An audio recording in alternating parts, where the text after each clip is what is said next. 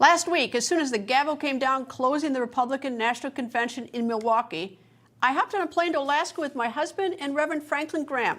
First stop, Soldotna, Alaska. Then onto a smaller plane headed west 150 miles west into the bush to Port Ellsworth, Alaska. The following morning, 350 more miles further west to Mekoryuk, Alaska, a community on an island in the Bering Sea. The backdrop for our latest feature with Samaritan's Purse. For years, Reverend Franklin Graham and Samaritan's Purse have traveled the majestic state of Alaska. They've taken care of wounded vets in the program Operation Heal Our Patriots in Port Ellsworth, Alaska, which is 150 miles west of Anchorage. And every summer, they've also been building churches in Native Alaskan communities. This year, Samaritan's Purse finds itself in a remote location, though the term remote may actually be an understatement. Mekoryuk, Alaska, 500 miles west of Anchorage in the Bering Sea, and according to the U.S. Census Bureau, as of 2022, has a population of 201. Not 201,000, but 201, period. Last week, I traveled with Reverend Graham to Mekoryuk. The people there are warm, and the island is absolutely beautiful. And it's fair to say, it's desolate. I'm in Newsmax Island in Alaska. I'm in a community church that Samaritan's Purse is building. And as you can look around, you can see it is a magnificent structure. Samaritan's Purse is building churches in all these small communities all over Alaska. I've been to another one a number of years ago called Ruby. But just take a look at this. It's beautiful. We are out basically, and this is what a city person would say, out in the middle of nowhere, but people want to live out in the middle of nowhere because it is so drop-dead gorgeous here. Reverend Franklin Graham has served as president and CEO of Samaritan's Purse since 1979. As you know, Samaritan's Purse is a relief organization helping people all across the globe and here at home.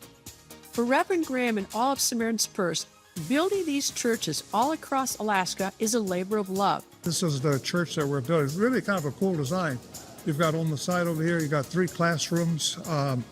Got another classroom here. This is the pastor's office, kitchen, mechanical room. But what I like about this is this open area right here. So the church will be here, a couple hundred people you can put in here. Probably put 300 in here if it's all tight. But this is, they'll foam this. This place will be warm. And it gets really cold, a lot of snow. Ah, yes. The cold and snow element synonymous with the rugged Alaskan climate, which naturally begs the question, how cold does it get here in the winter? Yeah, the negative 40s. Yeah. With or without the wind? I don't know, but it's cold. And it's 24/7 darkness. Pretty much. We're a little south, so we're not so far north. But yeah, it's really dark in the winter. The darkest day, I think, 5 hours of sunlight or 4 hours of sunlight. Corey Lynch is not only the director of Alaskan projects for Samaritan's Purse, he is also Reverend Graham's son-in-law. He explained the complexities of making sure the new church will be a bastion of warmth amid brutally frigid conditions outside its walls. Your breath has vapor in it, and that vapor will ice crystallize to that drywall, and you can actually see the ice on it. So we separate our studs. So this one is holding the drywall, this one's holding the outside. And there'll be spray foam weaved in solid 8 inches, so the cold never transfers into the building. How do you learn that?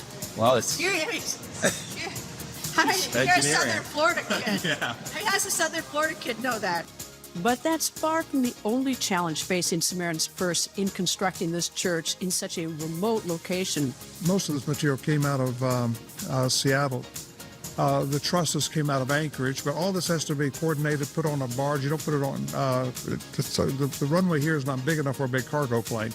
So it has to come in by barge, but you've got to order this stuff a year ahead of time. Our boat had to wait from Anchorage to Bethel with salt water, and then you go up into a freshwater river. It was all ice. They had to wait until that river loaded the ice out, and then you get into Bethel, and then you unload that big barge on a smaller barge, because the small barge has to land here.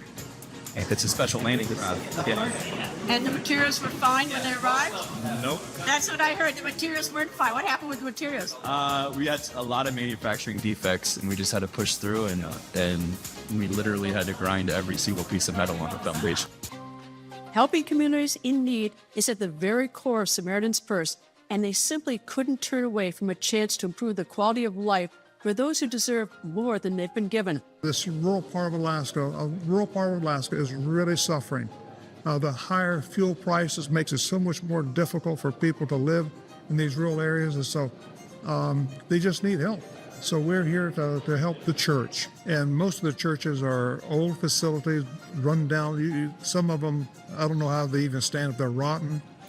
But we just decided we're going to do one church a year. So this is our church project for the year. How did you pick this one this year? Well, Greta, they asked for help, but I'd also been hunting out here about 10 years ago, and so I knew a little bit about this on how poor they were.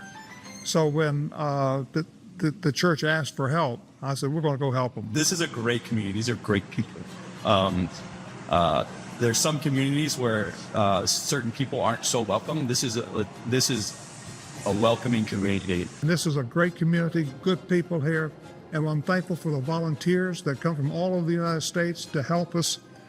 We couldn't do it without these volunteers. They're incredible men and women that come up here and work. They work long days under tough conditions. Well, I'm going to promise the viewers, they've seen this at this stage, is that I want video from the day that it opens when the celebration. You'll get it, Greta. And you know what? You and John can come back.